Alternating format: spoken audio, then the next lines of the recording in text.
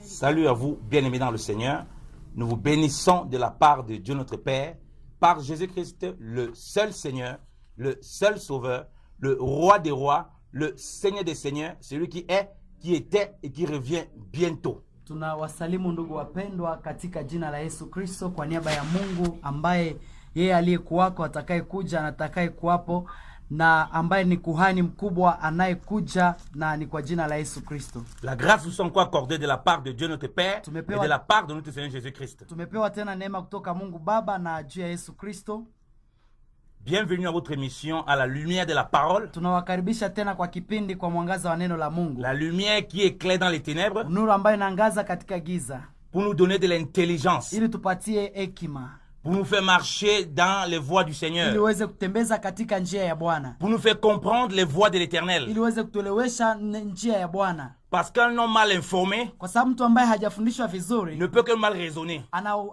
Anachunguza pia vibaya. Si on vous donne la carte d'un pays, kama wanakupatia carte ya nchi, si vous ne suivez pas les routes pour arriver à certains endroits, kama ufuate katiba juu ya kufikia mahali fulani, vous allez vous perdre. Na utapotea. Voilà pourquoi na ndio maana le Saint-Esprit qui est notre boussole Roho Mtakatifu ndiye anayetuongoza, va nous conduire dans la parole, anatuongoza katika neno lake, pour nous donner la lumière de la parole, ili kutupatia mwangaza wa neno, afin que ili kwamba nous ne soyons plus ballottés à tout vent de doctrine, tusiongozwe na kila elimu yoyote, et que nous comprenons les voies de l'Éternel, lakini tuweze kuelewa mapenzi na njia ya Bwana. Alléluia. Hallelujah. Nous avons commencé à parler de la croix depuis cette semaine. Tulianza ongea juu ya msalaba tangu Jumatatu. La souffrance de la croix. Tukaongea juu ya mateso ya msalaba. La mort à soi-même. Ya kwamba kukufa kwa binafsi. Le renoncement à soi. Na kujikana mwenyewe. La puissance de la croix. Na nguvu ya msalaba. La puissance de Dieu dans la croix de Christ. Nguvu ya Mungu ndani ya msalaba wa Kristo. Nous avons compris que pour avoir la puissance, tulielewa ya kwamba ili upate nguvu, pour manifester la puissance, ili uweze kuonesha uwezo ya Mungu, faut pas s'enfermer dans un endroit aller chercher la puissance. Haiko kujifungia mahali juu upate uwezo. Ça ne se passe pas comme ça. Haikwake hivyo. Lorsqu'on a reçu le Saint-Esprit, wakati tulipokea Roho Mtakatifu, le Saint-Esprit fait qu'on devient participant à la vie de Christ. Roho Mtakatifu anakufanya kuwa mshiriki wa maisha ya Kristo. En ce moment maintenant on commence à participer à ses souffrances. Na hapo unaanza kuwa mshiriki wa mateso yake. C'est ça qu'on appelle la croix. Na hiyo ndio tunaita msalaba. On participe à sa mort. Tunapitia kwa kifo chake. Elle est mort pour le péché. Na kifo juu ya dhambi zetu. La mort que nous avons aussi, c'est la mort à soi-même. Hiyo kifo ambayo tunayo ni kifo juu yetu wenyewe. Il est enseveli. Alizikwa. Nous sommes aussi ensevelis à notre ancienne vie. Tukazikwa pamoja na yeye. Pour ressusciter à nouveauté de vie. Ili tuweze kufufuka tena katika maisha mapya. Et c'est là qu'on voit la puissance de Dieu. Na pale ndio tunaona uwezo wa Mungu. Parce que c'est à la croix. Kwa sababu ni kwa msalaba pale. Non seulement Christ a crucifié le péché. Yesu akusulubisha tu dhambi. Mais qu'il a exposé les dominations en spectacle. Pia aliweza kuweka wazi nguvu za giza. Qu'il a triomphé d'elle. Alléluia. Akaishinda. Hallelujah. Donc on pense que dans la croix. Na unaelewa kwamba katika msalaba, la vie de ce brisement, pale tunaishi maisha ya kushuka. Que la puissance de Dieu se dégage de nous. Na pale ndio nguvu za Mungu zinakuja kwetu. Pour la mort à soi-même. Ili tuweze kujikataa na kukufa juu ya Mungu. Et aussi pour manifester la gloire de Dieu. Na tuweze kuonesha utukufu wa Mungu. Voilà pourquoi on peut pas identifier la puissance. Na ndio maana wapendwa hawezi kuweza kuleta nguvu uniquement en faisant un miracle sur quelqu'un où on impose les mains guéries. Kusema hai sasa nimwombea na akapona tu. Ça c'est un élément de la puissance. Ile ni jambo moja tu ya uwezo. On ne peut pas identifier la puissance. Hawezi sema kwamba uwezo parce qu'on a seulement donné une prophétie. La puissance doit être le dépôt qui est la résultante de la croix. Uwezo ya Mungu ni matokeo ya msalaba. Où on n'a plus peur de sa vie. Hapa hautaogopa tena maisha yako. On n'a plus peur de renoncer à soi. Hautaogopa kujikana mwenyewe. On est prêt à mourir pour Christ. Uko tayari kufa kwa ajili ya Kristo. Et c'est ça qu'on a vu avec Christ lui-même. Na pale ndio tuliona kwa Kristo mwenyewe. Il disait que tout ce qu'il fait le Père aime. Alisema yote ambayo nayafanya Bwana anayapenda. Parce que ce qu'il fait est agréable au Père. Kwa sababu yote aliyafanya alimpendeza Mungu. Combien de fois on a voulu le tuer? Na ndio maana wakapenda wamuue. Quand on a voulu. Wakati walipopenda. Quand Lazare était mort, autant pour moi. Wakati Lazaro alipokufa, on est venu annoncer à Jésus-Christ. Walikuja kumwambia Yesu. Il venait de partir d'un endroit où on voulait le tuer. Alikuwa ameenda mahali kwenye ilibidi wamuue. Les disciples disent mais Seigneur. Lakini wanafunzi wake wakamwambia sa Bwana. Tu veux descendre là-bas alors qu'on voulait te tuer? Unaenda kule na banataka kuua kule. Il ne comprenait pas d'où venait ce courage. Habakuwa naelewa wale wanafunzi kama ile courage ilikuwa inatoka wapi. Parce que sa vie c'est la vie de croix. Kwa sababu maisha ya Yesu ilikuwa maisha ya msalaba. Ça ne compte plus. Hakukuwa anajihesabia mwenyewe. C'est la volonté de Dieu qui compte. Alikuwa anahesabia ndio mapenzi ya Mungu. Alors la puissance est sortie. Na pale ndio nguvu ya Mungu ilitokea. Il n'a pas eu peur qu'on pouvait le lapider.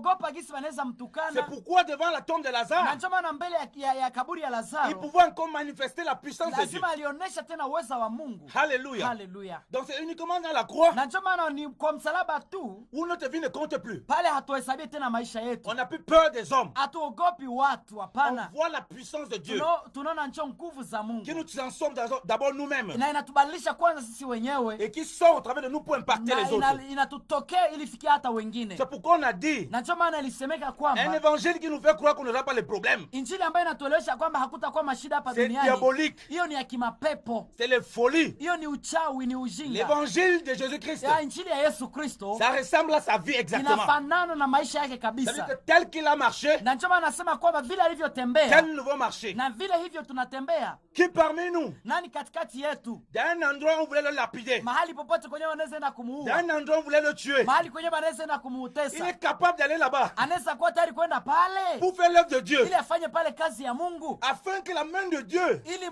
mkono wa Mungu soit vue au travers de lui. ionekane kupitia yeye. Alléluia. Haleluya. C'est là où on voit la vraie Na puissance. pale ndio tunaona uwezo ya C'est kweli. pourquoi on vous a dit, Na ndio maana waliwaambia kwamba les faux évangiles là, ile injili mbaya ile on vous dit venez, vous aurez les miracles. bataambia mkuye mtapata On vous miujiza. enferme dans une salle, Bana bafungia mkasale comme fulani les boîtes de sardines. sawa sardine pale. On vous impose les mains, Bana batiliatilia mikono, mais c'est les démons encore qui vous lakini menacent beaucoup. mapepo ndio viko na bawekea Vous bandugu. sortez de là, Na mtatoka pale kweli. vous avez un démon, Na mko na pepo, maintenant vous avez même peut-être 20 démons. na njoo utakuta umerudia na mapepo hata Parce 20. que ce n'est pas l'évangile de la Kwa sababu croix. haiko injili ya msalaba. Jésus n'appelait pas les gens pour les guérir. Yesu alikuwa anaita watu wawaponeshe Il hapana. allait vers eux pour les guérir. Walikuwa nakuja juu waponeshe Il sasa. allait vers ceux qui le rejetaient. Alikuwa nakuja juu wale Il waliomtupia. allait vers ceux qui voulaient sa mort. Wale waliokuwa nataka kifo C'est chake. là où on voyait la puissance de Dieu. Pale ndio tulikuwa tunaona uwezo ya Mungu La sasa. puissance de Dieu ne se voit pas qu'on s'enferme dans son coin. Uwezo wa Mungu haionekani kisa ulijifungia mkachumba hako Dieu hapana. peut amener les gens vers nous Mungu anaweza leta watu karibu na sisi pour qu'on les manifeste la grâce de Dieu. Ça, c'est vrai. ili tuwaoneshe kweli neema ya Mungu sawa. Mais ce n'est pas un système d'appeler les gens, venez, venez, venez, venez, venez. Lakini haiko ile kawaida ya kuwa nabaita kila siku mkuye.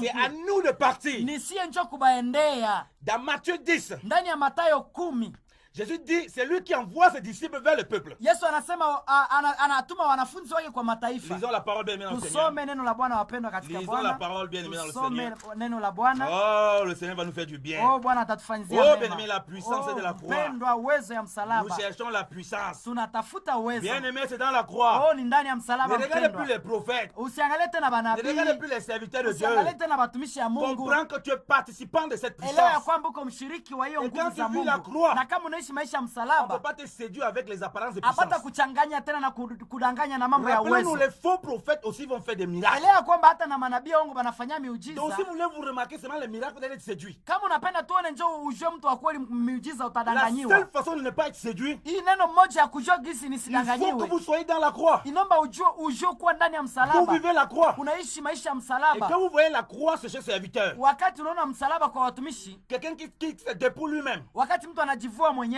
comme nous l'avons dit, gisi tulivyoongea quand kwamba Jésus-Christ envoie ses disciples, Yesu alipotuma wanafunzi il wake, ne dit pas restez, on va appeler les gens pour que les gens viennent vous voir ici. hakusema hapa wanafunzi mbaki hapa, tutaita watu watatukuta tu Il les hapa. appelle, Lakini akawaita, il les envoie. akawatuma. Jamais il ne dit non, restez ici, on va envoyer les gens vers vous. Hata kidogo Yesu akusema mbaki hapa watu watabakuta Ça, hapa. ce n'est pas l'évangile. Ile haiko injili. Ça, c'est les sectes. Ile ni secte. Ça, c'est les gens qui veulent avoir un pouvoir. Ile ni watu wanapenda kukuwa On njoo na peut uwezo. faire les conférences, on met les affiches partout. Unaona pia watu wanapenda kufanya njoo mafishe Au lieu que c'est eux qui doivent aller de maison en maison Lakini unasikia Biblia sema walikuwa nenda nyumba kwa nyumba pour apporter la vie. ili kuleta uzima. Mais c'est les gens qui viennent pour recevoir la vie. Lakini na watu walikuja kwao C'est eux qui font les appels. Na watu wakafanya ile watu wanaofanya ile Comme kuita nous l'avons watu. dit, les gens peuvent venir. Watu wanaweza kuja Mais sawa, c'est parce qu'ils auront goûté un bon Seigneur. ni kwa sababu walionja ule Bwana Parce qu'ils mwema. auront goûté la véritable vie de la croix. Walionja ile maisha mazuri ya msalaba. Donc ça veut dire quoi? Ndio kusema nini? Ces prédicateurs qui viennent, Wale wa matumishi ambao wanakuja, ils viennent, ils sont assis sur des trônes. wale banakia na wiko na heshima mwa Ce hivi. n'est pas ce que le Seigneur lui-même l'a vécu. Haiko njoo yenyewe Yesu aliishiki. Comme nous l'avons dit, Jinsi tulivyoongea kwamba il n'avait pas d'apparence à plaire. hakukuwa na sura ya kupendeza. On ne peut même pas le remarquer avec ses disciples.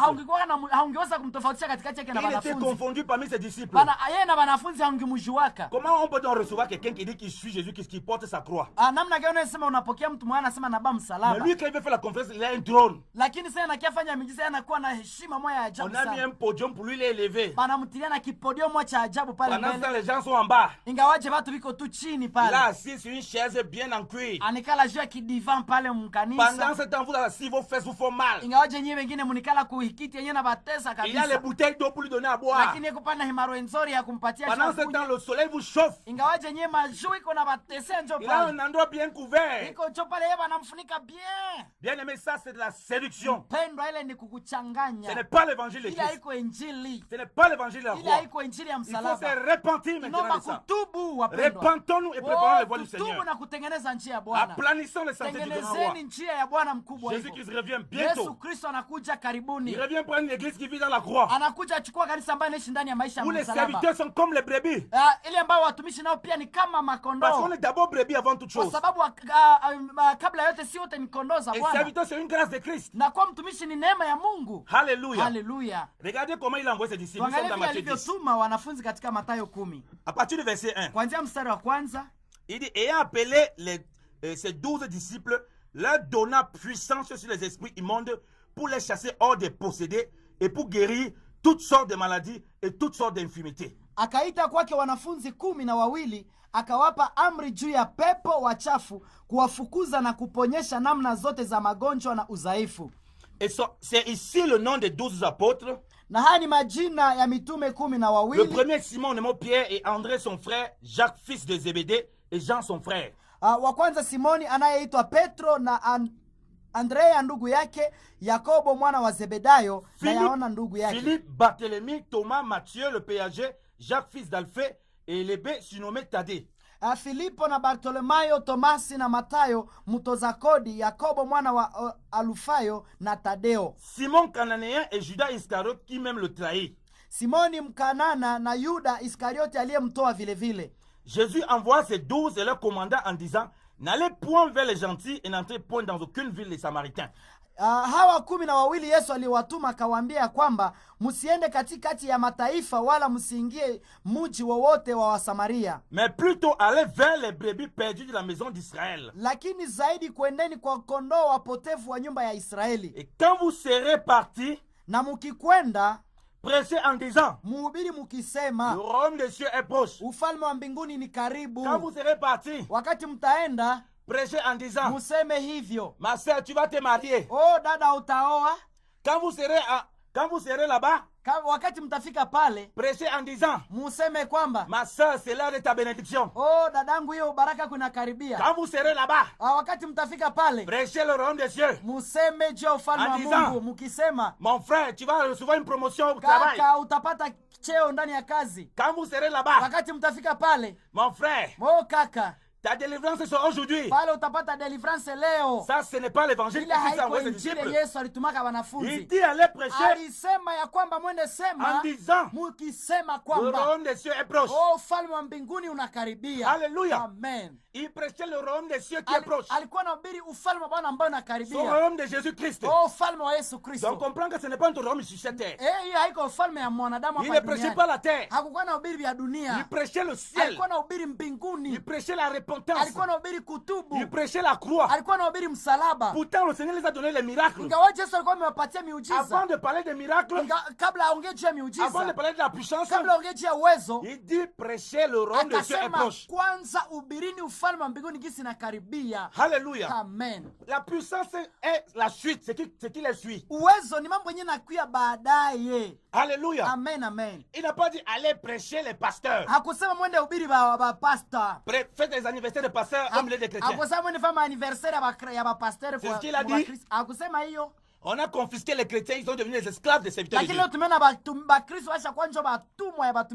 Allez prêcher, inviter les gens dans les assemblées. Prêcher que c'est le jour de leur miracle.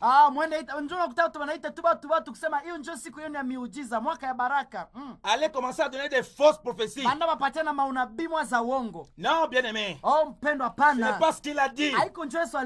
Il a dit prêcher le royaume et le ciel est proche. C'est pourquoi nous disons repentez-vous et préparez les voies du Seigneur. Aplanissez les voies du Seigneur. Car Jésus-Christ revient bientôt. Revenons à la croix, peuple de Dieu. C'est là où il y a la véritable puissance.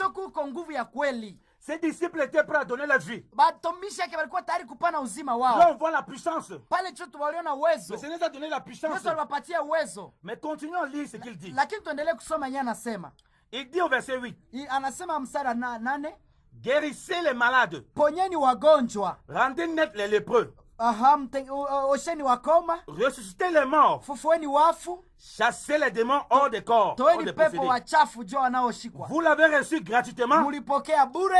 Donnez-le gratuitement. Mpene bure. Alléluia. Amen. Vous avez reçu gratuitement. Mulipewa bure. Donnez-le gratuitement. Mpeane bure. On sait donc quelqu'un qui vit dans la croix. Unajua kwa mtu mwenye si Qui a la msalaba. véritable puissance. Ili chiko na uwezo ya Qui kweli. donne la parole de Dieu gratuitement. Anapana neno Alléluia. ya Mungu bure bila Il ne pesa. vend pas les conférences. Yeye hauzishake Venez à la conférence. Kusahamu ke kusa Mais l'entrée c'est $10. na lakini kuingia itakuwa Bien aimé, il n'y a aucune puissance là-bas. pale C'est un menteur. hakutakuwa nguvu yoyote ile uchafu. Parce que ce que Jésus qui t'a donné, Kwa sababu Yesu nyali pana c'est gratuit. ilikuwa bure. Tu ne peux pas vendre ça. Hawezi inuuza Parce que c'est ce qu'il te dit. kwa sababu yeye nje yeye Il anasema. dit allez imposer les mains. Anasema uende wekea watu mikono. Si c'est la vie de la croix qui t'anime, Kama ni uwezo ya msalaba nje na tu ne kuongoza. regardes pas ce que les gens vont te donner. Wewe haangalie bibi atakupatia. Tu t'intéresses d'abord à aller faire du bien. Wewe unaangalia nje kuwafanyia mema. Tu t'intéresses d'abord à donner ta vie pour Wewe eux. unaangalia nje kuwapatia maisha yako. Comment se fait-il donc? Na sasa ni namna Un gani? prédicateur de l'évangile, Mhubiri wa injili pour qu'il vienne prêcher dans votre ville, Joke hubiri hapa Butembo. il demande d'abord son cachet. Anasema mwanzo nitumie kwanza hapa Avant zangu. qu'il vienne ici, vous me donnez mes $500. Mimi mwanzo nipatie hapa $10,000 ya Vous me donnez familia. mes $10,000. Munipatie kwa $10,000. Je veux un hôtel. Mimi napenda ni hoteli ibatiro nzuri Je ne veux pas sana. dormir dans n'importe où là. Mimi siwezi lala fasi zingine kama iko Vous maibatiro. me faites manger que j'ai de nourriture même comme ça là. Mnanipatie chakula gani hapa Des sasa? nourritures qui n'ont même pas de goût. Mbona chakula yenye haina tabu tamu? Mettez-moi dans le meilleur restaurant. Munipatie ndio restaurant mzuri ma hotel Et c'est comme Butembo. ça qu'il dépouille le peuple. Na hivi ndio kuna tesa kanisa ya Mungu. Alors que Jésus dit, Ingawa Yesu anasema vous avez reçu ça gratuitement. mulipokea bure Donnez-le na gratuitement. mpane bure wapendwa. Qu'est-ce qui vous anime donc? Nini njina kuongoza Qu'est-ce qui wewe? anime donc la Nini personne? njina ongoza watu Si leo? ce n'est pas la croix, Kama haiko msalaba, il renonce à lui-même kushikana mwenyewe. pour que cette puissance qui est déposée en Ile lui uwezo wa Mungu ambaye imekuwa juu yako se manifeste iliweze kuonekana sans demander quoi que ce bila soit, kuomba kitu sans chochote, avoir un projet. bila kusema hani kuna Nous on va donner projet. les enveloppes. Lakini leo ni kupana Où il mavelope. s'attend. Na watu wanangoja. Là où on le reçoit, Bale kwa banapokea, il reste là-bas comme ça. banabakia mara moja pale. Si on lui donne à manger, Kama tampatia chakula, il mange. anakula. S'il n'y a pas à manger, Kama hakuna chakula, il reste aussi comme ça. anakuwa hivyo hivyo, amen. Si il faut dormir par terre, Kama kulala ni chini, va dormir haleluya. par terre, Analala haleluya. pia chini. voilà où la puissance va Pale s'appliquer. ndio kuna nguvu za Mungu. Alléluia. Amen. Mon ami, O mpendwa, nous ne sommes pas plus grands que Jésus-Christ. hatuko bakubwa kuliko Nous ne Yesu. sommes pas plus grands que ses apôtres. Hatuko bakubwa kupita ba mitume S'il a yake. donné le commandement à ses apôtres, Kama alipatia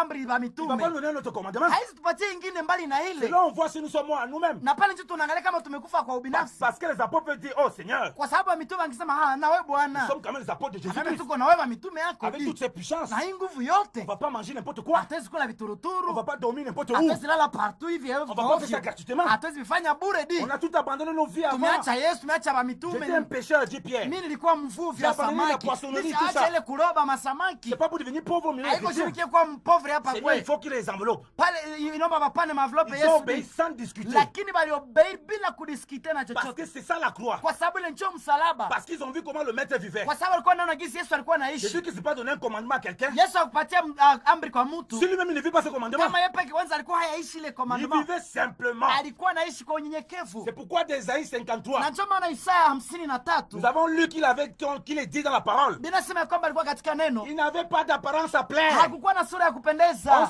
On détournait le visage de lui. Balikuwa wamemfichia nyuso zao. Donc, il était comme un simple mortel. Alikuwa sa mtu kawaida, mtu mwenye anaweza Voilà pourquoi kufa quand il tu. parlait à ses disciples, Na ndio maana alikuwa anaambia wa il ne mitume. pouvait pas dire Seigneur, toi tu dis les choses que toi-même tu ne fais pas. Ndio maana wa mitume wangeweza kumwambia Yesu, kuna tuambia wenyewe Parce hauwezake qu'il voyait comment kwanza. il était Sio humble, kwanza wakaona gizi yeye peke kwanza ni comment il était mnyenyekevu. simple, Gizi alikuwa ni mnyenyekevu. comment il portait la croix, Gizi alikuwa anachukua yeye peke comment msalaba. il vivait la croix. Gizi alikuwa anachukua msalaba, amen. Et c'est pourquoi eux-mêmes, Na ndio maana pia ils wao pouvaient obéir. waliomba batii. Parce que la croix porte ce qui la porte, Kwa retenez le sababu bien. msalaba inachukua wanaoichukua Et elle écrase ceux qui la méprisent. na inaangusha, inaumiza Vous wanaoizarau. l'avez reçu gratuitement. Mulipokea bure Donnez-le gratuitement. peaneni bure. La puissance de la croix, Oh, nguvu ya on msalaba ne peut pas la vendre. haiko vitu ya kuuzisha. Lorsqu'on vit par le brisement, Kama unaishi ndani ya kujishusha ce qu'on a reçu, c'est véritablement de Dieu. ni kweli, kama kenye ulipokea ni Il kutoka est kwa possible Mungu, de la vendre. ni ngumu On parle kuiuzisha. ici de la prédication de la parole. Hapa tuko na ubiri juu ya On neno, parle des malades. hapa tunahubiri juu ya On parle des wagonjwa, morts. wanaongea juu ya On parle des wafu, résurrections. juu ya uponyaji, ufufuko. Maintenant, on vous vend des prières dans CD. Lakini leo viko na bauzisha njo vitu mmasede Avec eau bénie. na himai mwambo maji ya baraka Avec un cahier de prières. na kama kabuku mwevi kama maombi Prière de utafanya. résurrection. Oh, hii maombi nafanya kufungua. Prière de délivrance. Hii maombi ni ya ufungulivu.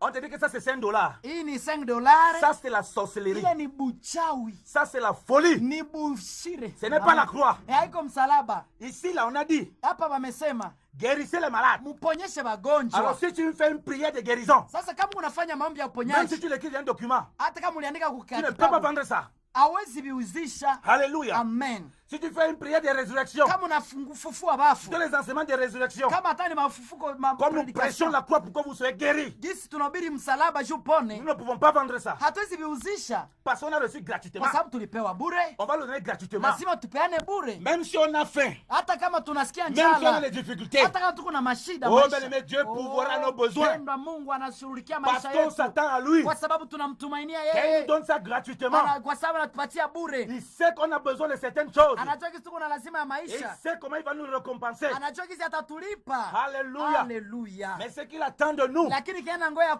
c'est kwetu que nous vivons la croix, ni sisi tuishi maisha ya Que nous ya renonçons à msalaba, nous-mêmes. que nous tushikatale, servons dans la joie, tutembee kutumikia Mungu Malgré na les furaha, difficultés. ingawaje même mateso, quand nous sommes dans le manque. ingawaje Là où nous tunakosewa. voyons la main de Dieu, Pale ndio tunaona nguvu za commencer à Mungu toucher les gens ianze gusa sasa qui watu, voient qu'on a un besoin, naona kisi tuko na qui mahitaji viennent d'eux-mêmes na wanakuja pour wenyewe nous soutenir. kwa kutubeba katika n'est plus du mahitaji. vol. Haiko tena C'est un bwizi, cœur qui aime la parole, lakini moyo c'est unaopenda un cœur qui neno, reconnaît l'œuvre ni de moyo Dieu, ambaye inajua kazi ya pas le Mungu vol organisé. bila ile bwizi yenye iko organize. Wow. Hallelujah. Hallelujah. Alléluia. Amen. Alléluia. Amen. Chasser les démons. Oh, kufukuza mapepo. On va maintenant les prières de chasseuse des démons. Lakini leo ni mapriere mavitabu wanaviuzisha leo. Je ne comprends plus rien au milieu des chrétiens. Mimi sielewe, lakini leo Bakristo On dit, ma sœur, ça c'est l'huile d'onction pour chasser les démons. basema unaona hii ni mafuta ya kufukuza On mapepo. dit que l'huile a été cueillie en Israël. Basema hii mafuta toka Israeli, On te donne certaines herbes. wanakupatia hii mayani On dit fulani. que ça c'est spécialement pour les démons. Basema iko kabisa juu ya mapepo fulani. Pour mari de nuit. Hii ni juu ya pepo ya mari de nuit wa. Tu prends ça, tu verses dans ta chambre. Na unaweza kamata utimwanga mchumba yako. Tu répètes quelques prières. Utarudia maombi rabashika rabasanta. Lima shakara baba. On te raconte beaucoup de choses. Wanakuambia vya mingi sana. Tu fais ça. Leo unavifanya. Mais les démons ne te laissent pas Lakini toujours. mapepo haitakuacha. Parce qu'on t'a vendu. Juba amekuuzisha. Ce qui est de délivrance. Yenye ni vya Ce qui ufungulivu. découle de la puissance de Yenye Dieu. natokana njo na uwezo ya Mungu. On ne peut pas vendre ça. Hawezi viuzisha. C'est gratuit. Ni vya C'est bure. pourquoi la Bible dit Ndio maana Biblia inasema, le salaire du péché, oh, mshahara wa dhambi c'est la mort. ni mauti. Mais le don gratuit de Dieu, Lakini zawadi ya Mungu ya c'est la bure vie éternelle en ni Jésus-Christ. uzima wa milele ndani ya Kristo Yesu. Alléluia. Amen. On dit c'est un don gratuit. Anasema ni zawadi ya bure. Dieu nous a donné ça gratuitement. Mungu alitupatia kio bure. Comment Dieu nous donne gratuitement? Namna gani Mungu atupatie bure? Mais nous aussi, à notre côté, on veut vendre. Na sasa kuplace tuviuzishe. Ça, ce n'est pas la croix. Ai, haiko Parce que le msalaba. résultat de la croix Kwa sababu matokeo ya nous a msalaba été donné gratuitement.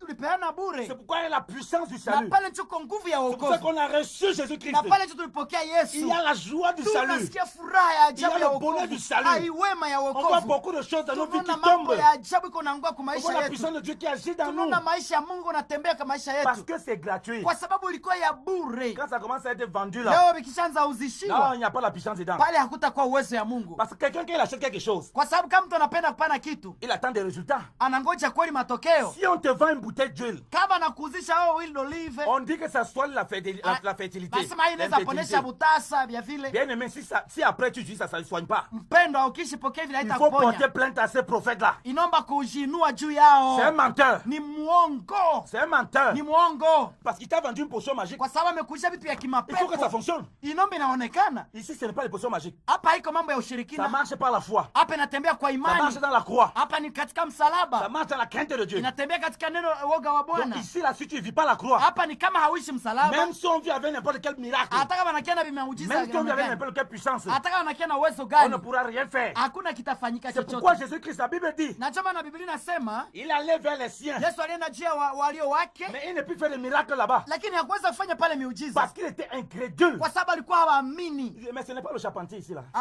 Huyu haiko nje ule mranda On a vu mbao. grandir ici, non? Studio iko nakomalia Mais ce n'est hapa. pas le frère qu'on a vu là-bas. Asi kindugu ilikuwa Il vendait nakomalia les hapa. tomates ici. Alikuwa nishave tomate huyu. Il veut guérir qui? Ataponesha nani Il hapa? peut faire quoi qui? Atafanya nini hapa kwa Donc nani? lui-même, il ne vit pas la croix. Yeye peke kwanza aishi Même msalaba. si tu l'imposes les mains comment? Hata kama unaweza mwekea Il mikono, doit toujours rester les démons. atabakia tu na mapepo. Parce qu'il faut vivre la croix. Kwa sababu inabidi kuishi maisha Il faut msalaba. croire au Seigneur Jésus-Christ. Inaomba kuamini Yesu Lorsqu'il Kristo. envoie ses serviteurs, Wakati anatuma quand il te watumishi prêche la parole, na wakati anakuhubiri il faut neno, reconnaître la parole de vérité. inaomba kuelewa nini ndio neno la kweli. Parce que la foi vient ce qu'on entend. Kwa sababu imani inakuja kwa kusikia. Ce qu'on entend de la parole de Na Dieu. kusikia itokana na kila neno bali kwa neno la Hallelujah. Mungu. Haleluya. Tu n'as pas suivi les faux prophètes. Usifuate manabii wa Tu vas uongo. regarder s'ils vivent selon le modèle de Christ. Angalia ncho kama wanaishi ndani ya nyayo ya Yesu Kristo. S'ils vivent le brisement de la croix, Kama kweli wanaishi kujishusha ya msalaba. pour que la vraie puissance Il- sorte avec eux. Ili uwezo ya kweli toke katika maisha yao. Alléluia. Amen. Alléluia. Amen, amen. Au verset 9, Verse ya 9. regardez bien ce qui est dit. Tuangalie mahali gisi nasema vizuri. Nous sommes toujours dans Matthieu 10. Tuko pale kwa Mathayo 10. Alléluia. Amen, amen. Okay. Alléluia. Amen, amen. Oh, bien-aimé. Bien La mpendwa. puissance du Saint-Esprit. Uwezo wa Roho La Mtakatifu. puissance de la croix. Uwezo wa msalaba. Frère, nous allons sortir de la séduction à Butembo. Mpendwa, mtatoka hapa Butembo ndani ya Les faux prophètes ne pourront kuchanganyikiwa. plus vous séduire. Hapa tena manabii ongo hata Le faux wadanganya. évangile ne pourra plus vous Injili séduire. mbaya haitatudanganyiwa Vous tena n'allez hapa. plus enrichir des faux pasteurs. Hamuta tena tajirisha wale watumishi Quand quelqu'un va wabaya. te dire, mon frère, j'ai eu une vision. Tu as une paralysée. Il y a un démon grenouille dans ton ventre. Mtu asikie kuambia nimeona umepooza, uko na chigreni, uko na chikere mukinywa mutumbo Tu wako. vas lui dire que tu ne crois pas à ça. Utasema hapa sasa mimi sikuamini C'est des vile. conneries. Utasema wewe yuko mchawi. Que même s'il y a quoi que ce soit en toi, Hata kama anasema viko muwe. le Seigneur est puissant pour te délivrer. Mungu uko na uwezo Et tu n'as kukuokoa. pas besoin de donner une enveloppe, Hauna lazima kupana envelope. une offrande Sadaka. pour être guéri de ça. Tu upone Mais hapana. comme les femmes souvent sont, elles sont crédules, hein. Banamuke juu tena zaidi Kwa banamuke hivyo baamini, banaaminiaka sana Elle dit, mbio. ah ma soeur, j'ai vu un escargot dans ta famille. Ndio nakuta dada, nimeona kabisa chikome cha ajabu mfamilia Un yako. démon serpent Kipepo moja cha nyoka. qui a paralysé toute ta famille. Iko na kina pozesha familia yako Avec un yote. esprit de divination Na que nimeona, le monsieur parle. Pepo mwa hivi anakia na pepo ya bufumu. Il dit c'est une chose qui semble réelle dans ta famille. Anasema vitu hivi vinafanana na kweli ondere Les sœurs mfamilia. commencent à paniquer. Na mtu nakuta dada anaanza ogopa. Apporte vite ici 3 chèvres Hapa utaleta hapa mbuzi 3 avec 3 enveloppes de 1000 dollars. na utaleta envelope 3 za $1,000 On va $1,000. mettre l'huile d'onction sur ça. Tutaweka wile mafuta ya upako Et pale puis tu vas connaître la délivrance. na utapata Et uponyaji. comme nos sœurs sont souvent trop Na crédules, zaidi sana shiba na mke biko Et zaibu coupe zaifu partout. na banakimbia huku na huku. même quand le mari dit, ah, toi-même tu as contrôlé ce qu'il dit là. Ingawaje hata bwanake anaweza ambia lakini umechunguza vile. Quel est ce serviteur de Dieu qui aime l'argent comme ça? Nani mtumishi gani mwana apendi vipesa? Tu dis au mari, ah, toi tu es trop incrédule. Unasema bwanangu na wewe sheri uko Tu ne tu na comprends pas wewe les choses de haamini. Dieu. Waamini vya kiroho. Après, il vous dépouille. Na pale unakuta sasa ule mtumishi anakuibia Vous kila étonnez kitu. que vos maris après refusent que vous allez dans les assemblées. Na njoo bwana wanashangala gisi kwenda Parce makanisa. qu'ils voient qu'on ne fait que vous dépouiller. Juba naona biko na bamaliza au kila kitu. Rien n'est mis sur la foi, Hakuna kiki naongezeka muimani. sur le brisement en soi. Juu ya kushikana mwenyewe. Et bien aimé dans le Seigneur, Mpendwa katika Bwana. c'est pourquoi nous vous disons, Njoo maana tunakiambia leo sans la croix, pasipo msalaba. oubliez la puissance. Sahau Il faut uwezo. la croix. Inabidi msalaba. Si tu es incapable de te réconcilier avec ton mari, Kama haiwezekani kufanya ushirika na comment tu veux bwanako. que la puissance de Dieu soit dans ta maison? Sasa unapenda nguvu za Mungu zionekane mu nyumba Si yako. tu es incapable de te réconcilier avec ton frère, Kama iko inawezekana uko hawezi comment tu veux que na la ndugu puissance de yako. Dieu agisse en toi? Unapenda namna gani uwezo wa Mungu ionekane kwako? Parce qu'il a dit que tu aimeras ton prochain comme Kwa toi-même. C'est sababu toute la loi qui anasema accomplit ainsi. utapenda jirani yako unavyojipenda. Ile ni sheria imetimilika. Alléluia. Amen, amen. Regardez le verset 9. Tuangalie 9. Il dit, ne faites provision ni d'or, ni d'argent, ni de monnaie dans vos ceintures. Alléluia. Amen. Msichukue dhahabu wala fedha wala shaba ndani ya misipi yenu. Amen. Alléluia. Amen, amen. Il dit aux disciples, Akaambia wanafunzi, lorsqu'ils vont annoncer la parole, wakati mtenda hubiri neno, De ne même pas se faire des provisions d'argent et d'or. Musibebe hata chakula nani pesa nini ama dhahabu. On voit maintenant des prédicateurs. Lakini leo ukiona watumishi Ils leo viennent avec les lingots d'or. banakenja na mazahabu Ils viennent avec zahabu. des grosses enveloppes. Banakenja na envelope kubwa kubwa. Pour mieux vous séduire.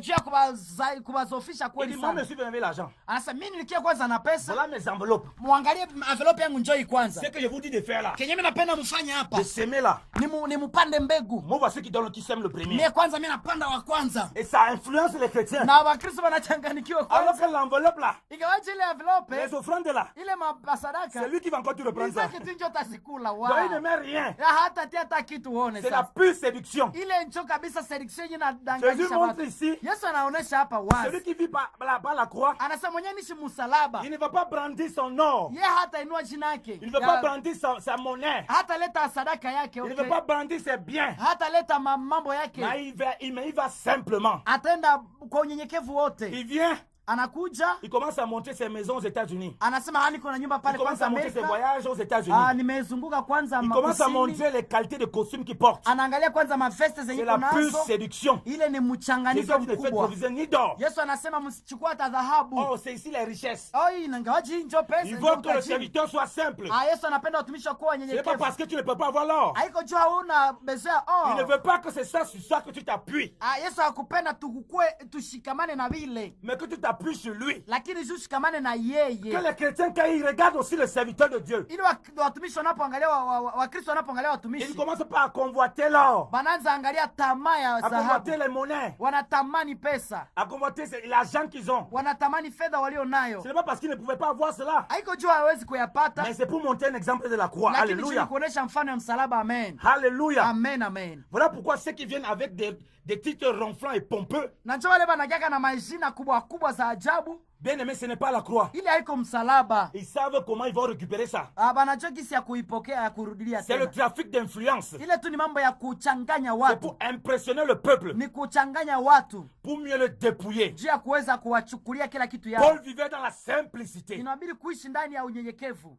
Pierre vivait dans la simplicité. Petro alikuwa anaishi katika unyenyekevu. Amen. Comme Jésus-Christ lui-même a vécu. Gisi Yesu vile vile alivyoishi. Bien aimé, on voit une puissance extraordinaire Pena tukaona uwezo yenyewe haiko ya kawaida. qui passait au travers d'eux. Ilikuwa natembea pamoja na mitume. Parce qu'ils étaient dans la Kwa croix. sababu walikuwa naishi ndani ya msalaba. Parce qu'ils vivaient ce que le Seigneur dit. Kwa sababu walikuwa naishi Yesu anasema. Alléluia. Amen, amen. Regardez ce qu'il continue par dire. Tuangalie yenyewe anaendelea kusema. Il dit ni de sac pour le voyage, Wala mfuko kwa safari. ni de deux robes, Wala kanzu mbili. ni de souliers, Wala viato. ni de bâtons, Wala gongo. car l'ouvrier est digne de sa Kwa nourriture. sababu mtendakazi Et anastahili dans quelque ville ou bourgade que vous entriez, na miji yote mnayoingia. informez-vous qui est digne de vous loger. Tafuteni ni nani ndani yake Et anayestahili. demeurez chez lui jusqu'à ce que vous partiez de là. Basi kaeni kwake hata mnapotoka. Alléluia. Amen. Alléluia. Haleluya. Il n'a pas dit venez annoncer l'évangile. Hakusema mkuje pana injili. Commencez à chercher les hôtels où vous allez Mwanze résider. tafuta maiwatiro na mahotel Butembo, Il Joli dit où Reve. on te reçoit. Anasema kwenye mtapokelewa. Quelqu'un qui est digne. Mwenye anastahili. Donc un enfant de Dieu. Ule mtoto wa Mungu Mais lazima. tout enfant de Dieu est digne de recevoir son frère. Kwa sababu mtoto wa Mungu anastahili kupokea ndugu yake. Tu pars là-bas. Unaenda pale. Tu dors là-bas. Unalala njoo pale. Tu manges là-bas. Unakulia njoo pale. Tu fais tes besoins là-bas. Unafanya kila kitu yote Il pale. n'y a pas d'hôtel pour toi. Pale hakuna mambo ya hoteli. Si tu veux l'hôtel, on te chasse. Kama unapenda hoteli toka hapa Que basi. tu es un faux prophète. Uko nabii wa uongo. Si tu suis Jésus-Christ, Kama unafuata Yesu. tu vis comme il a vécu là. Unaishi kisi Et aliishi. tu suis son commandement. Na unafuata sheria C'est yake. ça la croix. Ile njoo msalaba. Jésus-Christ a laissé le ciel avec tout l'or. Yesu aliacha mbinguni na dhahabu yote. Avec toutes les bonnes choses célestes. Akaacha vitu vizuri kule kule. Pour vivre parmi les hommes. Njoo kishi katikati ya watu. Et parmi les hommes, ça n'a rien de comparable avec ce qui est au ciel. Unawewe peke mnajua kuishi na watu hawezi kumbana na vya mbinguni. Ça veut dire que si un serviteur de Dieu, Ndio maana kama mtumishi wa Dieu l'a Mungu, permis de vivre dans un certain standard. Mungu amemleta kuishi katika hali fulani ya Quand il kuinuliwa. vient parmi les frères Wakati anakia mbele ya bandugu, qui sont pauvres, wenyewe ni qui n'ont pas les masikini, moyens, wenyewe hawana chochote. il ne cherche pas son niveau. Hata angalia nivo Il se yake. met à leur niveau. Ataangalia kisi nishi sawa Il hapa. dort, si on a mis son lit là-bas sur le Analala sol, il dort kama ni là-bas. kubirere, analala kwavyo. Alléluia. Amen, Et amen. là, on voit qu'il vit la croix. Pale ndio utajua kama ni kweli mtumishi wa Au Mungu. On peut le suivre. pale unaweza mfuata On sasa, peut l'écouter. pale unaweza Parce msikiliza, qu'on sait que la puissance va se faire au kwa travers de sababu lui. unajua hapa sasa uwezo wa Mungu iko Parce pale, qu'il vit comme le Seigneur l'a kwa demandé de sababu vivre. anaishi gisi Yesu alisema uishi. Alléluia. Amen, amen. Et ce n'est pas facile. Na haiko C'est là pourquoi il faut le brisement. na chama inabidi kujishusha sana. Alléluia. Amen, amen. Il a dit ne prenez ni deux robes, Anasema msichukue kanzu mbili, ni deux souliers. msikamate hata viato. Alléluia. Ah, amen. Il n'a même pas demandé de prendre deux habits. Hakusema, alikatala kabisa Vous voyez, ils viennent avec le garde-robe. lakini leo wengine wanakaa na garde-robe. Ils viennent maintenant le défilé des top modèles. Banakenja kufanya madefile ya mavesti nyima zeze na Chaque style dépense, leo. ils changent les vestes. Ils disent, vous voyez, la veste ici, ça coûte 10 000 $. Kila siku anasema vesti oyo ikuta ka $10,000. C'est un frère que j'avais prié pour lui. Ah, J'ai prié pour... Il a vomi beaucoup de démons. Et puis il m'a Niliombeka, donné ça. kuna ndugu mmoja nilimwombeka akatapika mapepo mingi ndio akanipatia hii vesti kubwa. Ça, c'est une sœur que j'avais imposé les mains et puis a eu les enfants. Niliombeka hata mwingine kule mahali nilienda Voilà la nikaombea chaussure mtu en bec akapona. loco. Akanipatia hii chaussure ambayo inaitwa C'est une mukoto. main qui était stérile. Je lui ai imposé les mains et puis elle Alikuwa m'a donné ça. katasa lakini akanipatia hii mukoto. Bien aimé, ça, c'est la séduction. Mpendo, hiyo ni kuchanganya. Jésus dit ici, Yesu là, anasema il ne faut hapa pas prendre deux habits. usichukue mavazi mbili. Ce n'est pas qu'on ne peut pas avoir deux habits. Sio kusema eti hawezi kuwa na Il vazi montre mbili. la simplicité dans Lakini laquelle ils anaonyesha doivent être. unyenyekevu lazima yenyewe tunapaswa Les kuwa gens font ndani. les défilés des habits. Lakini watu wanafanya madefile ya manguo. Il faut les défilés des chaussures. Banaonesha njo maviato sana. Et je suis venu avec deux chaussures à Butembo. Nilikuja hapa na viato mbili za ajabu. Bon, je les habillé un peu plus. Lakini mavazi niko na mingi sana. Mais j'essaie d'être simple. Lakini nafanya kuwa mnyenyekevu. Comme le maître était simple. Yesu alikuwa mnyenyekevu. Alléluia. Amen. On ne prend pas les habits pour impressionner les gens. Atuchukue mavazi ya kwenda shangalisha watu. On ne prend pas les souliers pour impressionner les gens. Atuchukue maviato ya kwenda shangaza watu. Il dit car l'ouvrier est digne de son salaire. Sasa mfanyakazi anastahili mshahara wake. Et le salaire là, Na hiyo mshahara ce n'est pas toi qui définis donc. haiko onje utashoka mtipata wapi. C'est là où on te reçoit. Ni kwenye wanakupokea. Haleluya. Donc même si tu n'aimes pas le pundu, Ingawaje kama même si tu n'aimes pas le pundu, hata si kama tu n'aimes pas una le bundu. sombe, même si tu n'aimes pas le sommet, hata kama una sombe, quand tu arrives là-bas sur le sommet qu'on a préparé, tu vas manger ça. wakati unakuta baba anapiga sombe utakula. C'est ton salaire. Hiyo ndio mshahara wako. Alléluia. Haleluya. C'est ça la croix. Ile ndio C'est msalaba. là où il y a la puissance de Dieu. Pale ndio kuna uwezo ya Mungu. Même si tu n'aimes pas le pain, Hata kama una mkati, tu arrives, c'est là que le pain qu'on a à manger. unafika kwenye kuna mkati ndio Tu vas watakula. manger le pain là, mon frère. Utakula ile mkati tu. Parce que c'est là où on te reçoit. Ndio pale ndio walikupokea. C'est là où tu manges. Na pale ndio C'est utakulia. là où tu dors. Na pale ndio utalala. C'est là où tu vis Na l'évangile. pale ndio utaishi injili. Alléluia. Amen, amen. Et c'est là qu'on voit la puissance de Na Dieu pale ndio s'accomplir. tunaona uwezo wa Mungu ikifanya kazi. Alléluia. Amen, amen. Et on continue la lecture. Tunaendelea na somo Au verset 12. 12. Il dit, et quand vous entrez dans une quelconque maison, saluez-la. Et si cette maison est digne de votre Père, que votre Père vienne sur elle. Mais si elle n'est pas digne, que votre Père retourne à vous.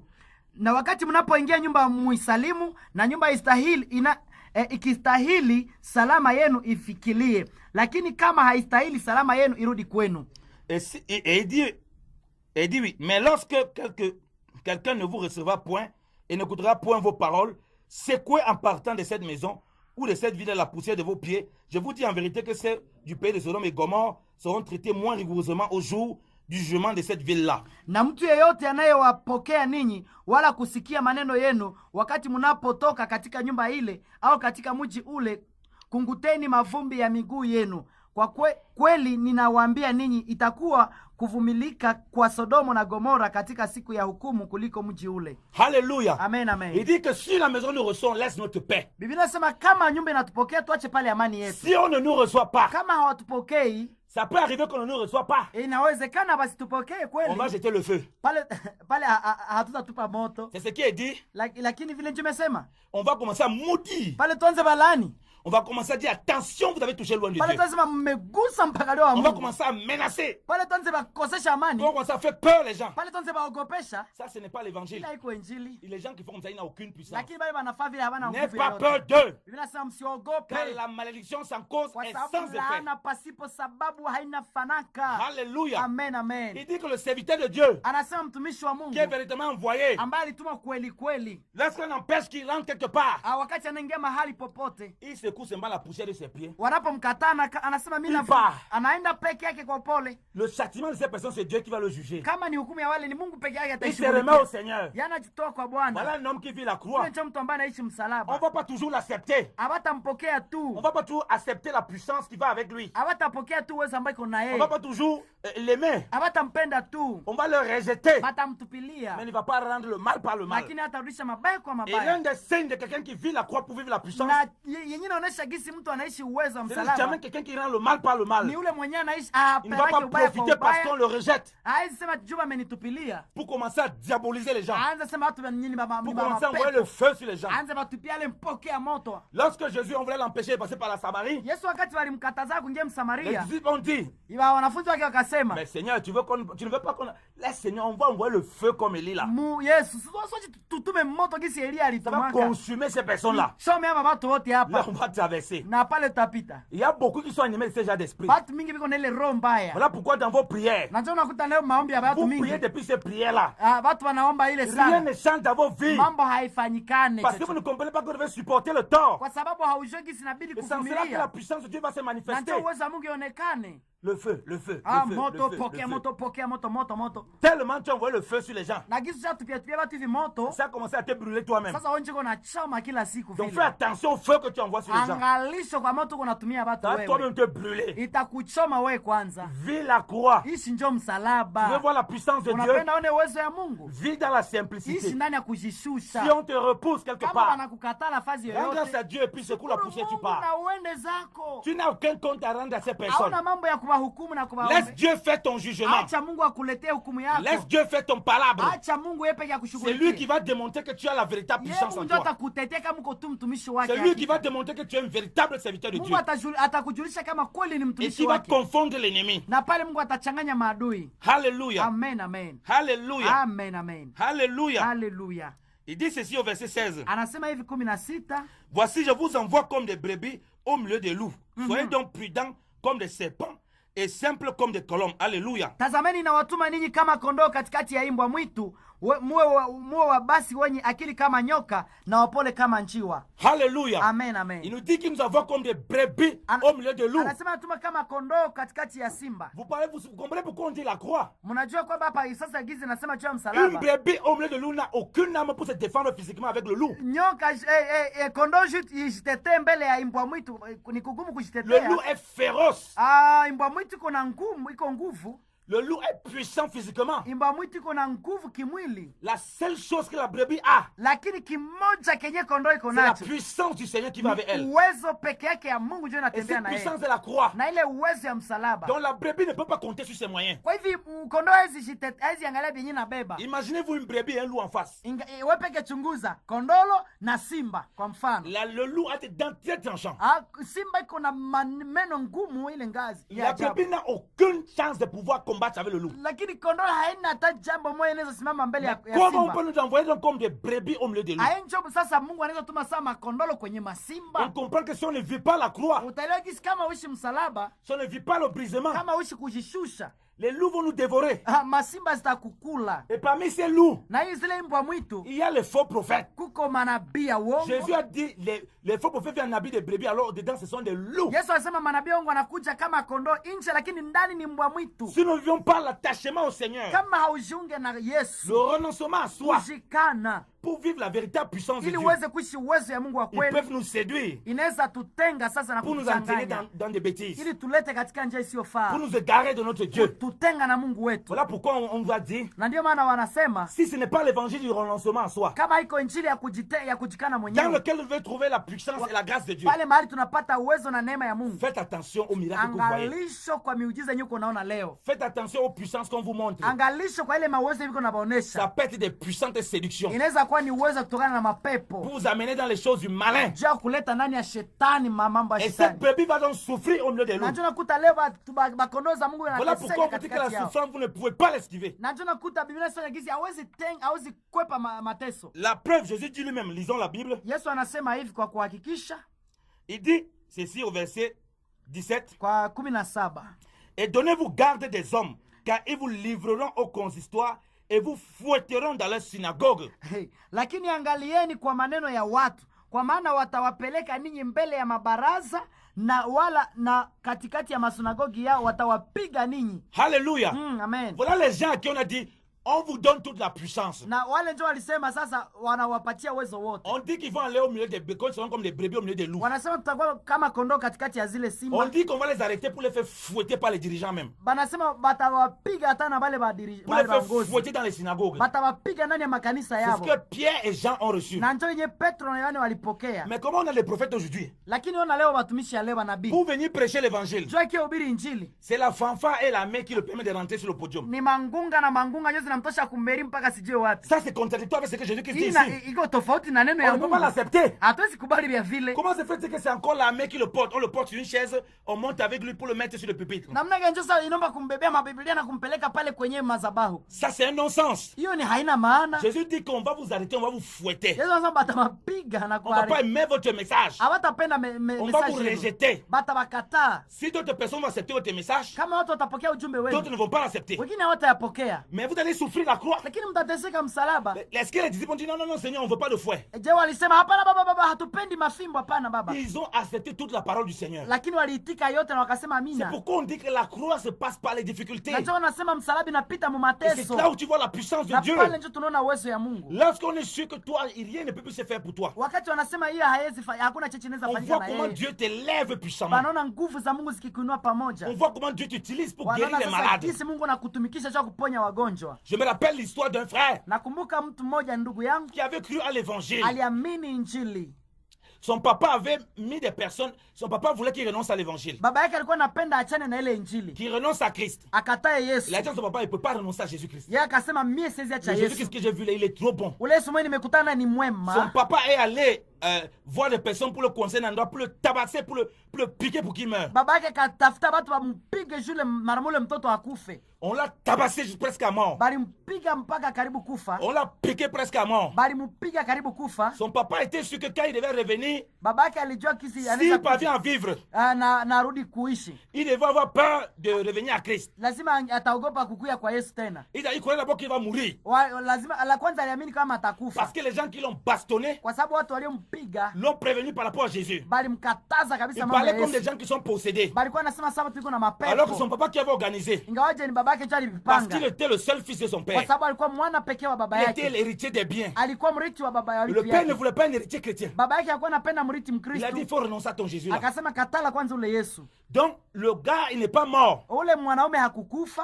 Après quelques temps, lakini wakati kidogo, le père est étonné que l'enfant revienne à la maison. Babake akashangala kisi ule amekuja tena nyumbani. Comment le gars il a fait pour se relever? Namna gani huyu garso alifanya ainuke tena? Le père est surpris. Babake akashangala. Le père est choqué. Babake akahusirika. Il s'est dit mais c'est pas possible. Akasema haiwezekani. Pendant ce temps, kwa hiyo wakati huo, le Seigneur était venu consoler son serviteur. Yesu alikuwa anafariji ule mtumishi. Il venait à peine d'être converti. Alikuwa na njoo ameokoka. Il avait décidé de pas renoncer à son Jésus. Lakini alikuwa na msimamo ya kusema sitacha Yesu kwa sababu alionja ule Yesu wa bien. Et on l'avait prévenu. Bakamwambia kwamba la persécution va commencer dans ta maison. Wakasema majaribu itaanza kwanza nyumbani kwako. Il n'a pas fui ses parents. Akukimbia wazazi wake. Alors il y avait les blessures. Lakini alikuwa na vidonda. Il avait les couteaux empoisonnés. Balikuwa na zile sumu. Il n'est pas mort. Lakini hakukufa. Ah, le papa était dépassé. Babake akashangala sana. Les blessures commençaient à guérir. Mabidonda vikaanza pona. Le papa était confondu totalement. Babake akaanza shangala hajabu. Comment c'est possible? Namna gani itawezekana? Alors, ingawaje, toujours dans ses calculs. Katika ile hali mambo tu. Il a dit bon, il faut maintenant, je vais lui donner le poison. Akasasa nitampatia sumu. Il a appelé les gens du village. Akaleta watu ya hiyo mtaa. Il lui a donné le poison. Bakampatia sumu. Il a dit tu bois ça devant tout le monde. Bakasema kunywe mbele ya watu wote. Il a pris le poison. Akachukua hiyo sumu. Il a rendu grâce à Jésus-Christ. Akashukuru Mungu. Il a bu tout le poison là. Kunya sumu yote. Il a béni le Seigneur. Akatukuza Bwana. Après il est parti. Baadaye akaenda. On attendait qu'il meure. Balikuwa na ngoya on attendait qu'il tombe. Balikuwa na ngoya anguke. Il ne tombe pas. Hakuanguka. On ne comprend pas ce qui se passe. Hawakuwa naelewa kama nini inapitika. Après il vomit un peu. Pale kidogo akatapika kidogo. Il se sent bien. Ikakuwa mzuri. Le père dit que mais ça c'est pas possible. Baba akasema haiwezekani. Le Dieu de ce gars est trop puissant. Mungu wake ni wa nguvu. En ce moment le papa l'a chassé de sa maison. Baba yake mara moja akamfukuza mnyumba. Sors de ma maison. Toka mnyumba wangu. En ce moment il pouvait rien. Pale hakuwa naweza chochote. Le père l'avait chassé. Baba yake akamfukuza. Mais pendant qu'il partait, lakini wakati alipoenda, il souffrait beaucoup. Alikuwa anateseka kweli. Mais le Seigneur l'a fortifié. Lakini Bwana alimtia nguvu. Le Seigneur l'a béni. Bwana akambariki. Lorsqu'il a commencé à se prendre en charge, wakati alipokuwa anamshughulikia, il a entendu que son papa était souffrant. Alisikia kisi babake anateseka. Son papa voulait le voir. Babake akapenda amuone. Son papa demandait. Babake akasema. Il a commencé à se repentir à son lit d'hôpital. Akaanza tubu akasema unisamee pale hospitali na machozi. En pleurant. Akilia. En reconnaissant qu'il a persécuté. Akijua kisi kweli nilijaribu. Par contre son fils Dieu a toujours donné l'amour. ingawaje mtoto wake alikuwa anamuonesha tu Il a upendo. demandé à son fils, Akasema mtoto je wangu, veux connaître ce puissant Dieu. ninapenda nijue Mungu wa uwezo. Hallelujah. Haleluya. Avant de mourir, Kabla akufe il a connu Jésus-Christ de Nazareth. alijua Yesu wa Voilà la Nazareti. puissance Hiyo de Dieu. ndio uwezo wa Mungu. Ce n'est pas les fantaisies. Haiko mambo ya Ça passe kudanganyana. par la croix. Ni kupita kwa msalaba. Ça passe wapendwa. par les Ni difficultés. pamoja na mateso. Voilà pourquoi Jésus a dit, Na ndio maana Yesu on akasema va vous livrer aux hommes. watawatoa kwenye watu, Ils vont vous menacer. batawapiga, Ils vont vous fouetter. batawapiga fimbo, Ils vont vous faire toutes sortes de mal. batawafanzia mabaya yote, Mais gardez la foi en moi. lakini muweke imani C'est là où kwangu, la puissance na s'applique. pale ndio uwezo wa Mungu Oh, unaonekana. bien-aimé dans le Seigneur. Pendwa katika On va Bwana. vous laisser, on a environ 10 minutes encore. Tunakuwa tena na Parce dakika que 10 aujourd'hui, on hivyo, va finir peut-être à midi 5. kwa sababu tutamaliza na midi 5 hivyo, Pour les questions, pour les réponses, Ah. pour les questions, et on va vous répondre. ili mulete swali Le zenu, temps passe tellement vite, kwa sababu muda imekimbia tellement ça sana, nous fait du bien. kwa sababu Bwana anatufanzia mema. Donc, appelez si vous voulez. Kama mnapenda mnaweza ita, Et on va pouvoir répondre à vos questions selon que le Seigneur nous fait grâce. na tunaweza wapatia basi majibu kwa neema ya Bwana. Soyez abondamment bénis. Basi Mungu awabariki sana. Wandugu wapendwa, tumeshukuru sana kwa hiyo neno ambayo imetubariki sana. Kwa kweli duniani leo watu wamekataa msalaba, lakini wamekubali mambo ya kufurahisha tu masikio yao. Wamependa kuambia kwamba utaolewa, utalunga, utaenda Amerika, utafanya nini, lakini watu leo wapendi kuambia kama unaweza teseka pia juu ya Yesu na kwamba ufalme wa mbinguni na kungoja. Kwa hivyo kama unaweza kuwa na swali, pendekezo, onyo, ongezo lolote, unaweza tuita ku numero ya Airtel, na hii numero ni 09 76 37 39 14. Kwa usikivu mwema nasema ni 09 76 37 39 mwisho 14. 09 76 37 39 14. Basi tunakaribisha apele zenu. Kama unaweza kuwa tayari kuuliza, una neno la kusema, basi tutakuwa tayari kwa neema ya Bwana na kwa mwangaza wa neno la Mungu zaidi kupata majibu kwa ajili ya swali lako. Basi Mungu akubariki sana na tunashukuru Mungu. Karibu sana kwa hiyo mpendo ambaye anapiga simu. Pole mekata kabisa. Basi imejulisha kwamba tuko natufuata, lakini kama inaweza kuwa mzuri unaweza tuma message ama unaita, itakuwa kitu ya maana sana kabisa. Zaidi kubipe haitasaidia, lakini kuita itakuwa mzuri zaidi.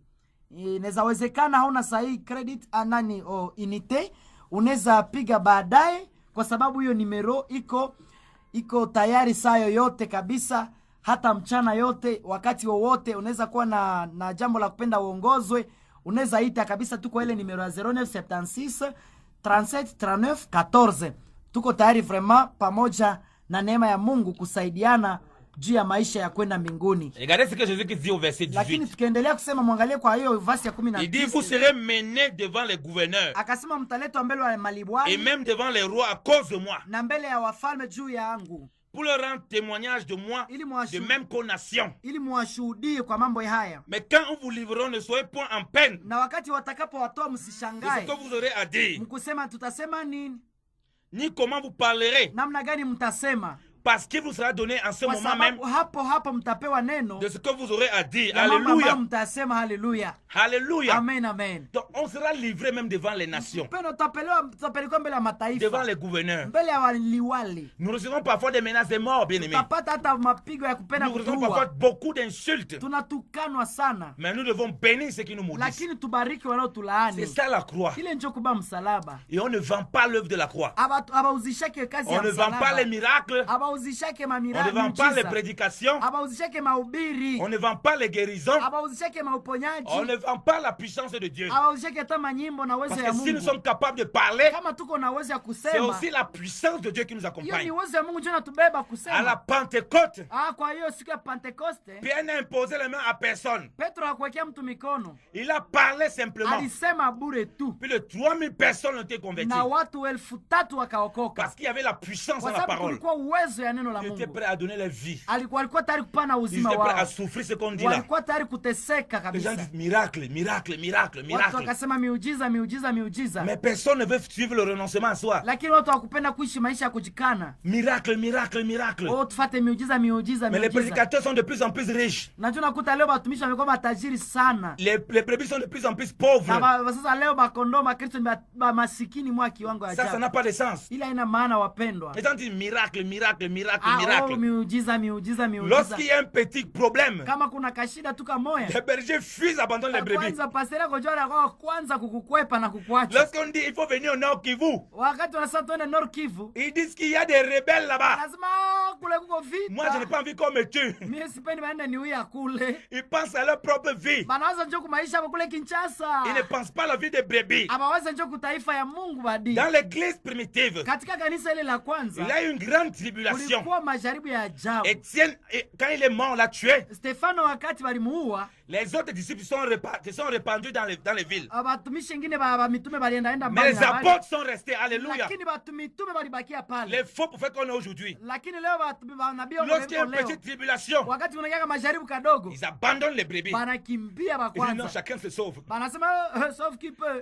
Chacun se sauve. Kila mtu ajiokoe. Moi, je ne suis pas là pour mourir pour Mimi vous. siko pale ja kufa juu yenu. Moi, je suis là pour mon propre bien. Niko pale juu ya maisha Mais yangu. vous dites qu'ils ont la puissance. Na banasema pale ndio wenye Ça, uwezo. c'est pas la puissance de Ila Dieu. iko uwezo ya Mungu. La puissance, c'est la croix. Nguvu ni uwezo ya msalaba. Jésus-Christ est mort pour nous. Yesu alikufa kwa ajili yetu. Comme nous devons mourir pour les autres. Na vile Alléluia. tunaweza kufa juu ya wengine. Quand c'est la Haleluya. théorie, Kama ni mambo ya kusema on kwa kinywa, répète ça. tunikubisema sema. Quand il faut arriver à la pratique, Kama ni mambo ya kutenda non, on n'est plus dedans. Aya, watu wanakimbia. donc bien aimé dans le Seigneur, Ndio maana mpendwa katika Bwana. revenons à l'évangile de Turudie Christ. kabisa katika injili ya kweli ya Revenons Kristo. à la croix. Turudie ndani ya msalaba. Revenons à la mort à soi. Turudie ndani ya kujikana Pour wenyewe. voir la véritable puissance Ili de tuweze Dieu. kuona uwezo ya Mungu ya kweli. Et on ne vend pas les dons de Dieu. Abauzishake zawadi ya Mungu. Les dons qu'ils nous ont envoyés pour la mission, Tulipewa zile zawadi juu ya kazi ya ils sont Mungu. gratuits. Ziko bure bila pesa. C'est là où on voit la véritable puissance. Pale ndio tunaona uwezo ya Vous Mungu. vendez quelque chose, il n'y a pas la puissance dedans. Wakati tunaanzisha mabanda yako na mani, C'est pale votre tuna promesse. uwezo. Ile ni mambo ya ahadi yetu Mungu Mais alituandaa. si c'est vraiment le Seigneur qui vous a revêtu, Kama ni Mungu kweli ndio amekuvika. d'abord la puissance s'applique, vous ne savez même pas qu'elle s'est appliquée. Na muujiza nafanyika utajua kama Vous ilifanyika. attendez seulement des témoignages un peu à gauche, à droite, Unashangaa njo ushuhuda kulia na de kushoto. comment la parole de Dieu a eu effet dans leur cœur. Namna gani nguvu ya Mungu ilionekana ndani ya De mioyo comment vos zao. prières et guérisons sont passées. Namna gani waliomba na miujiza ya uponyaji inaonekana. Comme on le dit, Namna gani inasemeka. Paul n'avait pas dit que, ok, prenez mes mouchoirs, allez me poser sur les malades Paulo là-bas. akusema hiyo mamishwari yangu mtende tia kwa Il magonjwa. partait seulement et les gens ont vu ses mouchoirs. Alikuwa nenda tu na watu wakaona nguvu ya Et mshwari. la puissance de s'est manifestée. Na nguvu ya Mungu ikaonekana. Pas l'inverse. Lakini haiko hivi kinyume. Arrêtez d'acheter les potions magiques. Mwache kuuza zile vitu ya kibishirikina. Bouteille d'huile d'onction, Mafuta ya upako. livre de prière pour ton mariage, Kitabu cha maombi ya nyumba yako. ô béni de Jésus. Mbarikiwa wa Bwana ya Yesu. Rien n'est béni de tout ça, mon ami. Hakuna kiki nabarikiwa pale, hapana. Faut commencer à vivre la croix. Naomba kwanza kuishi maisha ya Tu msalaba. vas vivre toutes les bénédictions que Dieu a prévues pour toi. Utaishi sasa maisha ya Yesu yenyewe, baraka yote Il yenyewe. faut commencer à aimer la parole de Dieu. Anza penda kwanza neno ya Mungu. Tu vas vivre toutes les bénédictions que Dieu a Utaishi prévues sasa pour toi. pale baraka zote zenye Yesu alikuandalia. Prière de ton jour de mariage. Si maombi ya juu ya mariage yako. Prière pour ton bébé tu auras ton enfant, ça fait 10 euros.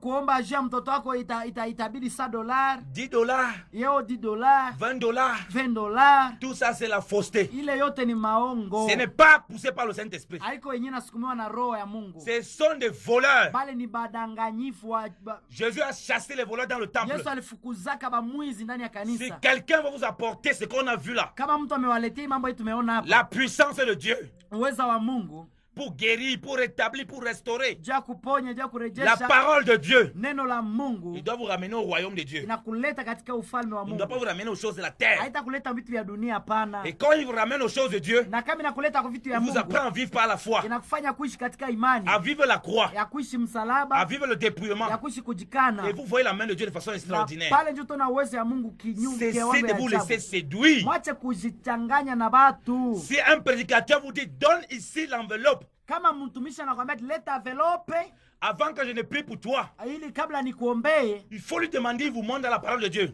unaanza mwambie kama imeandikwa wapi muneno la Mungu. Où Jésus qui s'est envoyé ses apôtres, ses Yesu disciples, alituma ba mitume yake il a demandé que donnez d'abord, que les gens vous donnent d'abord les enveloppes na akamwambia baba tanza kwanza wapatie kwanza avant que vous envelope priez pour eux. njo mtabaombea. S'ils ne te montrent pas, Kama hakuoneshe alors tu refuses ses prières. nao mkatale maombi yake basi. Tu pars toi-même prier dans ta chambre. Enda omba wewe peke mshambre yako. Et tu crois au Seigneur Jésus. Na waamini Yesu Kristo Il t'apportera la délivrance. na atakuletea ufungulivu. Hallelujah. Alléluia. Haleluya. Peuple de Dieu. Oh, taifa la Bwana. La puissance n'est pas pour un groupe de personnes. Uwezo ya Mungu haiko juu ya watu fulani. La puissance, c'est pour nous tous. Uwezo ya Mungu ni juu ya watu yote. Pourvu que nous aimons la croix. Hiyo tu ni kupenda msalaba. La croix qui réconcilie. Msalaba ambayo inaleta ushirika. La croix où nous mourons à nous-mêmes. Inafanya sisi tuishi kukufa La kwa croix où nous sommes dans le pardon. Inatuleta ndani ya kusamehe. La croix où nous sommes dans l'amour. Inatufanya kuwa ndani ya upendo. La croix où nous donnons ce que nous avons reçu gratuitement. Inatupatia kupana bure wetu tulipeana bure. La croix où nous bénissons ceux qui nous maudissent. Inatufanya kubariki walio tulaani. Nous verrons toujours la puissance de Dieu Tunaona sasa pale uwezo wa Mungu qui se répandant parmi le peuple de Dieu. Inafanyikana sasa katikati ya Peuple de Dieu. Taifa la Mungu. Repentons-nous. Tutubu kabisa. Et préparons le voie du Seigneur. Tengenezeni njia ya Bwana. Aplanissons son sentier. Tengenezeni njia yake. Nous sommes à la lumière de la parole. Tuko kwa mwangaza wa neno la Mungu. L'émission qui nous fait marcher dans la lumière. Hiyo kipindi ambayo inatufanya kutembea Qui ndani ya ôte les kweli. écailles de nos yeux. Na inatoa vitambaa kwa Qui macho nous yetu. fait être des adorateurs en esprit en vérité. Inatufanya kuwa maabudu wa kweli wa halisi. Où nous sommes connectés au prince de vie. Inatufanya kuwa kushirikiana na À mfalme wa savoir uzima. Jésus-Christ de Nazareth. Huyo ambaye ni Yesu Kristo wa Nazareti. Peuple de Dieu. O taifa la Mungu. Revenons à Jésus-Christ. Turudi kwa Yesu Kristo. Alléluia. Haleluya.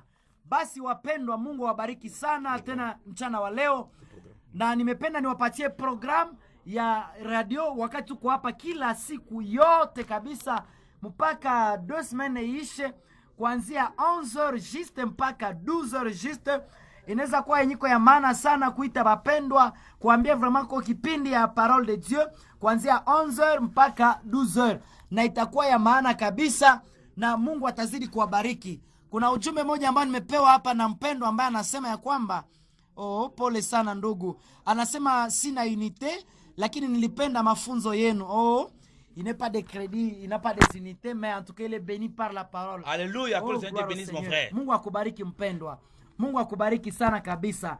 Kwa hivi tuko hapa mwisho ni siku ya na tunafikia siku ya leo mwisho, lakini kesho tena 11h tunabariki Mungu sana na Mungu azidi kuwabariki kwa jina la Yesu Kristo. Amen. Amen.